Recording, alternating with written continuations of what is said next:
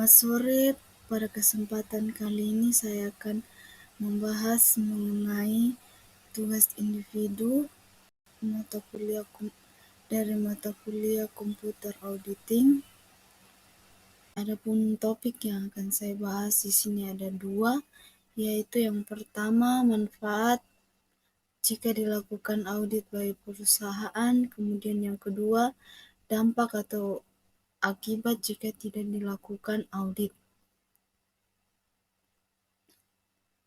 Di sini manfaat audit bagi perusahaan yang akan saya bahas ada 8 topik atau 8 manfaat. Yang pertama, penegak kepatuhan.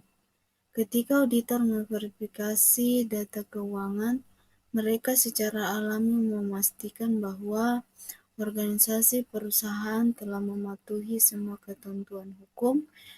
Jika organisasi ditemukan telah melanggar dan tidak mematuhi, auditor dapat melaporkannya.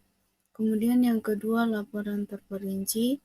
Saat mengaudit laporan keuangan, auditor mengidentifikasi setiap celah dalam menyajikan hasilnya kepada pihak yang berkepentingan. Hal ini membuatkan dalam data yang dilaporkan lebih akurat dan dapat diandalkan. Kemudian yang ketiga, ketepatan dalam menentukan laba. Audit membantu perusahaan menentukan probabilitas dengan lebih akurat karena semua angka dihitung secermat dan selengkap mungkin. Oleh karena itu, melakukan audit dapat membantu perusahaan membuat keputusan yang tepat untuk meningkatkan kelancaran bisnis. Kemudian yang keempat, menyederhanakan proses peminjaman. Setelah laporan keuangan diaudit, lembaga keuangan seperti bank akan mudah meminjamkan uang. Tentu saja itu fakta bahwa laporan keuangan tahunan yang diaudit lebih andal dan tidak mudah rusak. Kemudian yang kelima, deteksi fraud atau kecurangan yang terjadi dalam organisasi bisnis dapat segera terdeteksi dengan bantuan audit. Oleh karena itu, seorang auditor akan selalu melaporkan keuangan perusahaan berdasarkan keaslian fakta-fakta yang ada. Kemudian yang keenam, peningkatan pertumbuhan bisnis.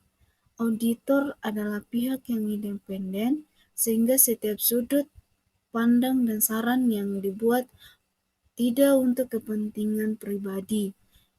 Ini berarti akuntan adalah pihak yang ideal untuk memberikan nasihat keuangan tentang cara meningkatkan sistem bisnis, pihak praktik akuntansi, dan tata keuangan perusahaan.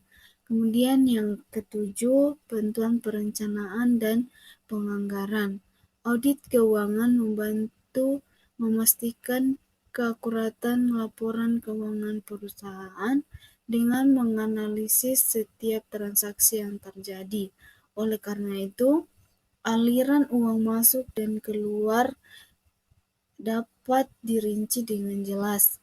Hal ini tentunya memudahkan para pemangku kepentingan untuk merencanakan, menganggarkan, dan membuat keputusan keuangan yang lebih baik di masa mendatang. Kemudian yang terakhir, pengambilan keputusan. Keberlanjutan suatu bisnis tidak terlepas dari suatu keputusan yang diambil oleh manajemen. Keputusan yang diambil harus memiliki dasar yang kuat dalam pengambilannya. Dasar yang kuat didukung oleh data-data akuntansi dan siap dianalisa atas kinerja internal manajemen. Audit keuangan membantu manajemen dalam menentukan keputusan ke depan atas rekomendasi-rekomendasinya. Kemudian yang kedua, dampak tidak dilakukan audit terdapat 4. Yang pertama, kredibilitas perusahaan dinilai tidak baik. Artinya, kinerja perusahaan yang sudah berjalan selama ini akan dinilai tidak baik di hadapan para pemegang saham, pihak investor, dan pemerintah. Itu karena tidak menyajikan laporan keuangan yang lebih dipercaya dan valid. Yang kedua, risiko terjadinya kecurangan.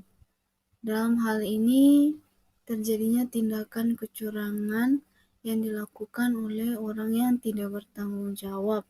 Kemudian yang ketiga, tidak memiliki dasar yang dapat dipercaya. Contohnya untuk menyiapkan surat-surat pemberitahuan pajak yang telah diserahkan terhadap pihak pemerintah. Kemudian yang keempat, menghadapi berbagai hambatan dalam hal permodalan. Dalam hal ini, permodalan yang terlebih jika sebagian besar menggunakan sumber pembiayaan dari luar perusahaan. Sekian yang dapat saya bahas dan yang saya sampaikan. Mohon maaf bila ada kekurangan. Sekian dan terima kasih.